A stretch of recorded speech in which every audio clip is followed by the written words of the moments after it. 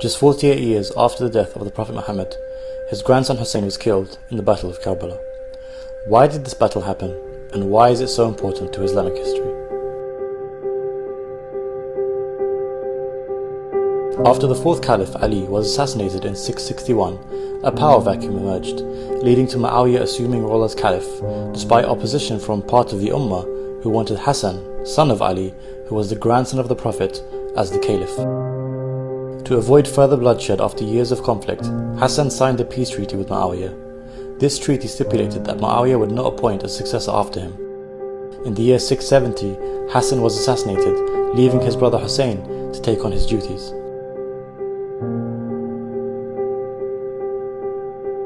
The treaty was breached when Muawiyah named his son Yazid his successor in 680, beginning the Umayyad dynasty.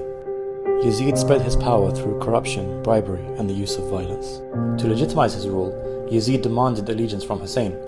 Hussein refused, as Yazid was openly corrupt and known to be brutal. Hussein was forced to flee Medina under threat of imprisonment and assassination. He had received thousands of letters from Kufa, Iraq, pledging support for an uprising against Yazid. Of his refusal to pay allegiance, he said, "I am ready to fight for the sole goal of seeking the reform of the Ummah of my grandfather, the Prophet of Allah. I want to enjoin good and forbid evil." Hussein first went to Mecca for Hajj, but then left to avoid violence and preserve the sanctity of the holy city. Hussein departed with his family and companions to Kufa. In response to the threat of rebellion from the Kufans, Yazid dispatched the governor to Kufa to quash dissent. This led to thousands of Kufans withdrawing their support under threat of violence. As they approached Kufa, Hussein's caravan was intercepted by a battalion of Yazid's army led by a man named Hur al-Riyahi. A greater army which numbered in the thousands, led by Umar bin Sa'ad, joined him and surrounded Hussein's camp in what is now known as Karbala in modern-day Iraq. The army cut off access to water for Hussein and his family, leaving the men, women and children to suffer from days of thirst in Iraq's blistering desert heat. The army demanded allegiance from Hussein, threatening him with death. Despite all the odds, Hussein refused to back down. On the night before the battle, Hussein told his companions that they were free to leave, but they pledged to stand beside him in the face of certain defeat.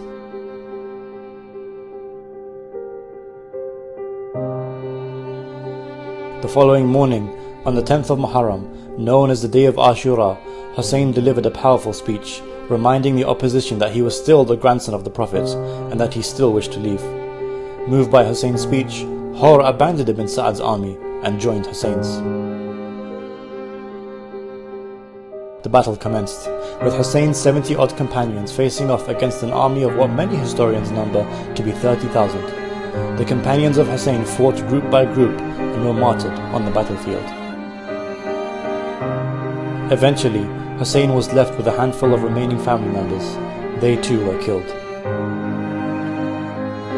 Hussein, now with no one beside him, pleaded with the enemy forces for water for his 6-month-old baby.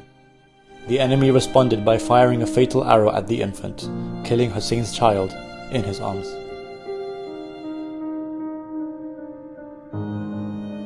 Hussein buried the child and bid farewell to the women and children of his camp.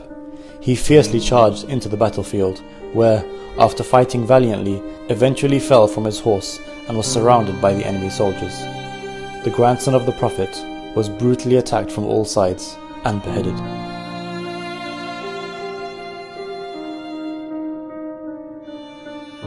The enemy forces attacked and plundered the possession of the dead bodies as well as the camp of Hussein's family.